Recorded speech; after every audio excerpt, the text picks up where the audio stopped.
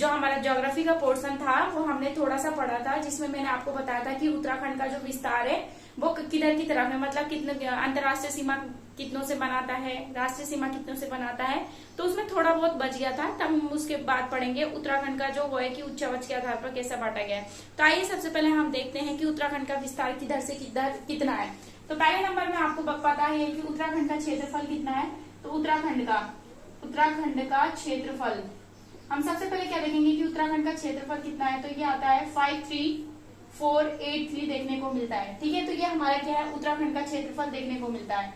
अगर आपसे बात किया जाए 9 नवंबर, ठीक है, 9 नवंबर 2000 को जब उत्तराखंड बनकर तैयार हुआ था, तो ये पर्वतीय राज्य में कौन सा बनकर तैयार हुआ था। तो ये पर्वतीय राज्य में 11वें नंबर पर आया था। ठीक है, ये कभी कभी पूछ लिया जाता है कि उत्तराखंड पर्वतीय राज्य में कौन से स्थान आता है, तो ये 11वां आता है। और कभी कभी इसका क्षेत्रफल भी पूछ लिया जाता है कि क्षेत्रफल क्या है। दूसरा हमने क्वेश्चन दे रखा है जो बार बार पेपर में रिपीट होता रहता है कि उत्तराखंड का क्या पूछ देता है कि उत्तराखंड का पर्वतीय क्षेत्र कितना देखने को मिलता है। ठीक है, पर्वतीय क्षेत्र कितना देखने को मिलता है। तो पर्वतीय क्षेत्र कितना देखने को मिलता है, तो 46035, ठीक है, इतना देखने को मिलता है। कितना देखने को मिलता है, 46035 देखने को। अगर परसेंटेज के हिसाब से देखा जाए तो कितना आता है, तो 86.07% क्या है देखने को मिलता है। और मैदानी एरिया कितना देखने को मिलता है, तो उत्तराखंड का मैदानी क्षेत्र कितना देखने को मिलता है, तो ये आता है हमारा 7448 देखने को मिलता है, 7448 देखने को मिलता है। तो ये हमारा कितना आता है, 13.93% देखने को मिलता है। ठीक है, तो ये हमारा क्या है, मैदानी एरिया देखने को मिल गया है कि इतना देखने को मिलता है। फिर उसके बाद मैं आपको एक रफली उत्तराखंड का नक्शा बनाना चाहूंगी। आपको पता है कि उत्तराखंड हमारा कैसा है, आयताकार देखने को मिलता है। कैसा देखने को मिलता है, तो आयताकार देखने को मिलता है। यहाँ पर कौन सा आता है, तो यहाँ पे उत्तरकाशी देखने को मिलता है। यहाँ पे कौन देखने को मिलता है, तो चमोली देखने को मिलता है। इधर की तरफ कौन देखने को मिलता है, तो पिथौरागढ़ जनपद देखने को मिलता है। इधर की तरफ कौन सा आता है, तो इधर चंपावत। और इधर की तरफ कौन देखने को मिलता है, तो इधर की तरफ आता है हमारा, इधर की तरफ आएगा, रुको 1 मिनट में बताती हूँ। इधर की तरफ कौन सा आता है, फिर देहरादून देखने को मिलता है। यहाँ पर कौन देखने को मिलता है, तो हरिद्वार देखने को मिलता है।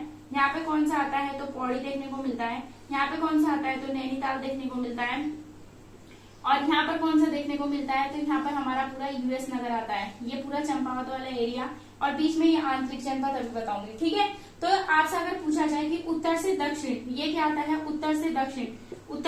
अगर आपसे पूछा जाए कि उत्तराखंड का नाम क्या था, उत्तराखंड की जो लंबाई है वो कितनी देखने को मिलती है, तो उत्तराखंड की लंबाई देखने को मिलती है 358 किलोमीटर देखने को मिलती है। अगर आपसे इसकी चौड़ाई पूछ दी जाए कि चौड़ाई कितनी देखने को मिलती है, तो चौड़ाई इसकी आती है 320 देखने को मिलती है। ये इसकी चौड़ाई हो गई और ये इसकी लंबाई देखने को मिलती है।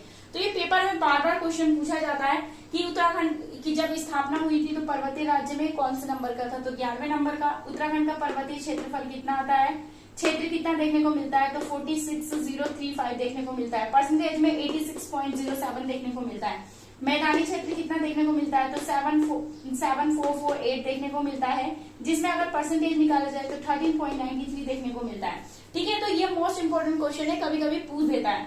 फिर उसके बाद अगर आपसे पूछा जाए उत्तराखंड की लंबाई कितनी आती है, तो 358 किलोमीटर देखने को मिलती है। और चौड़ाई की बात की जाए तो 320 किलोमीटर देखने को मिलती है। ये हमारी आती है, तो जो मैंने आपको बता दी। अब हम उत्तराखंड का जो भौतिक संरचना है वो पढ़ेंगे। तो परीक्षा वाणी में बता रही है भौतिक संरचना उत्तराखंड की, वो 8 प्रकार की बता रही है कि 8 भागों में विभक्त किया गया। और जो ऐसी खरकवाल जी है उन्होंने 5 भागों में विभक्त कर रखा है, तो मैं वो आपको बताऊंगी। तो इधर मैं परीक्षा वाणी के मत लिख दी हूँ, परीक्षा वाणी। ठीक है, परीक्षा वाणी ऊपर लिख देते हैं उत्तराखंड का भौतिक संरचना। ठीक है, भौतिक संरचना उत्तराखंड को, इसमें क्या आता है परीक्षा वाणी में, उत्तराखंड को क्या है, उच्चावच के आधार पर। अगर आपसे पूछा जाए उत्तराखंड के भौतिक प्रदेश को, ठीक है, भौतिक प्रदेश को उच्चावच के आधार पर 8 भागों में विभक्त किया गया है। ठीक है, ये हमारा किसमें आता है, परीक्षा वाणी में देखने को मिलता है। पहले नंबर में कौन सा देखने को मिलता है, तो गंगा का मैदानी भाग। ठीक है, गंगा का मैदानी भाग, अभी बताऊंगी इनको विस्तार से क्या क्या है। दूसरे नंबर में कौन सा देखने को मिलता है, तो मैदानी, ठीक है, मैदानी एरिया देखने को मिलता है। तीसरे में कौन सा आता है, तो भाबर प्रदेश देखने को मिलता है, भाबर प्रदेश देखने को मिलता है। ठीक है, कौन सा आ गया, गंगा का मैदानी भाग, फिर तराई, यहाँ पे कौन सा आएगा, तो तराई एरिया देखने को मिलेगा। फिर कौन सा आता है, भाबर प्रदेश देखने को मिलता है। और चौथे नंबर पे कौन सा आ जाता है, तो शिवालिक। ठीक है, कौन सा आता है, शिवालिक प्रदेश देखने को मिलता है, शिवालिक प्रदेश देखने को मिलता है। पांचवें नंबर में कौन आता है, तो दून, दून या इनको हम क्या बोल देते हैं, तो घाटियां बोल देते हैं। ठीक है, ये हमारा क्या आता है, तो ये हमारा पांचवें नंबर पर देखने को मिलता है। छठे नंबर पर हमारा क्या देखने को मिलता है, तो मध्य हिमालय, इसे हम क्या बोल देते हैं, तो मध्य हिमालय बोला जाता है, या हम इसको क्या बोल देते हैं, तो लघु हिमालय के नाम से जाना जाता है, हिमालय के नाम से जाना जाता है।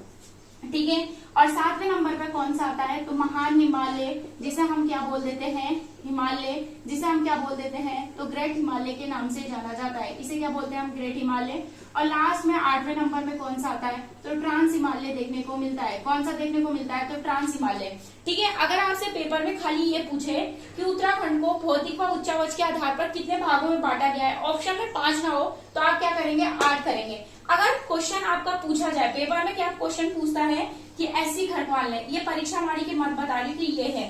ठीक है, तो आप इसको पहले ढंग से देख लीजिएगा कि अगर वो पूछता है कि क्या बोलते हैं कि उत्तराखंड को भौतिक प्रदेशों को उच्चावच के आधार पर कितने उसमें बांटा गया, नॉर्मल क्वेश्चन पूछता है तो 8। और अगर आपसे पूछ दिया जाए एससी खरपाल, ठीक है, अगर आपसे क्या पूछ दिया जाए, एससी खरपाल के अनुसार, ठीक है, एससी खरपाल के अनुसार उत्तराखंड को कितने, ठीक है, कितने भौतिक प्रदेशों में, ठीक है, भौतिक प्रदेशों में विभक्त किया गया है, प्रदेशों में विभक्त किया गया है, विभक्त किया गया है, तो आप क्या बोलेंगे, तो 5 आएगा। अब आप सोचेंगे 5 कैसे आएगा, तो वो मैं आपको अभी नोट डाउन करके दिखाती हूँ। ठीक है, ये हमारा किसके हिसाब से आता है, तो एससी खरपाल के अनुसार देखने को मिलता है।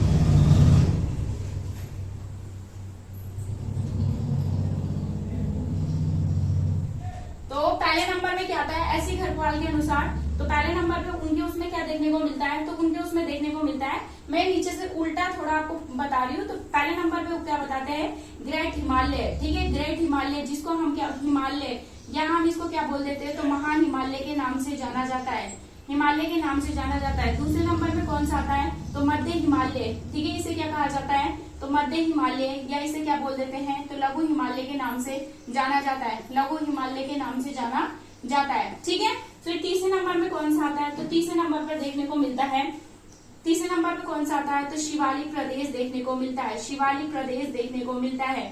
ठीक है, फिर चौथे नंबर पे उन्होंने क्या कर रखा है, तो उन्होंने चौथे नंबर पे एक चीज कर रखी है कि हमारा क्या है, तराई। ठीक है, तराई, और दूसरे का नाम क्या आता है, तो भाबर को एक ही स्थान दे रखा है। और पांचवें नंबर पे उन्होंने कौन सा दे रखा है, तो मैदानी एरिया देखने को मिल रखा है। ठीक है, तो जो नॉर्मल आपको परीक्षा वाणी में दिया है उसको भी मैं विस्तार से बताऊंगी, और जो ये भी दिया है एससी खरपाल ने, उनको उसको भी मैं आपको विस्तार से बताती हूँ।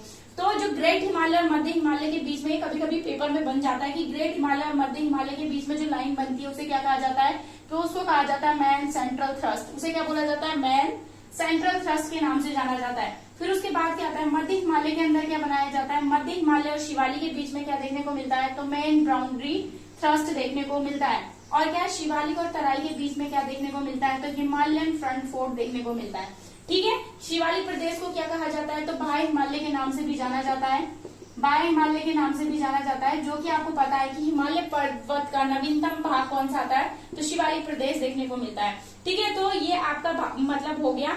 पर मैं आपको क्या बताती हूँ, पहले जो परीक्षा वाणी में दिया गया है उसको मैं आपको पहले नोट डाउन कराती हूँ, तब इसको भी मैं विस्तार से। बाकी आपको पता है कि ग्रेट हिमालय में कौन कौन से आते हैं, जितने भी वो आते हैं, क्या बोलते हैं, पेड़ आते हैं, पर्वत आते हैं, पर्वत आते हैं, वो सारे के सारे हमारे किस में आते हैं, तो ग्रेट हिमालय में। जैसे नंदा देवी हो गया, हाथी पर्वत हो गया, द्रोणागिरी पर्वत हो गया, बहुत जितने भी कमेट पर्वत हो गया, ये सारे के सारे किसके अंतर्गत देखने को मिलता है, तो ग्रेट हिमालय के अंतर्गत देखने को मिलता है। मध्य हिमालय में कौन सा देखने को मिलता है, तो पामीर का पठार आपने सुना होगा, मध्य हिमालय के अंतर्गत ही आता है, जिसे हम लघु हिमालय के नाम से जाना जाता है। ठीक है, इसे लघु हिमालय भी बोल दिया जाता है। शिवालिक प्रदेश आपको पता है कि जीवाश्म सर्वाधिक यहाँ पे पाए जाते हैं, इसे क्या कहा जाता है, हिमालय के पाट कहा जाता है, या इसे क्या कहा जाता है, बाह्य हिमालय के नाम से जाना जाता है। सर्वाधिक वर्षा कहाँ होती है, तो शिवालिक प्रदेश में देखने को मिलती है। ये कितने जनपदों में फैला हुआ है, तो 7 जनपदों में फैला हुआ है। शिवालिक प्रदेश में पर्यटक सर्वाधिक देखने को मिलता है।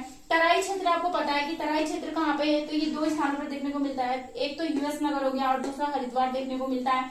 और भाबर प्रदेश तराई क्षेत्र में क्या होता है, तो तराई क्षेत्र में 2 प्रकार की मृदा पाई जाती है, एक का नाम क्या होता है खादर और दूसरे का नाम क्या होता है बांगर।